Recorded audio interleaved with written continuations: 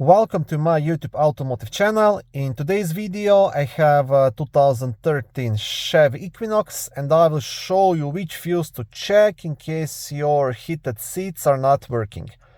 This video will apply to Chevy Equinoxes made from 2010 all the way up to 2017.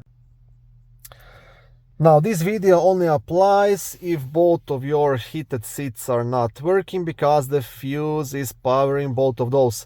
If only one front heated seat is not working, then you will have to look towards this heated seat switch, possible wiring issue, or the heating elements themselves. The fuse you want to check will be located in a main fuse box under the front hood, which is very easy accessible. It's right here.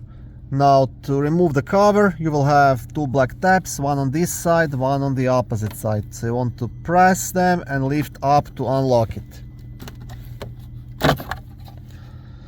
On the back side of the cover, you will have a small fuse diagram, and right here there is a fuse puller which you can use to remove and check any of the small fuses.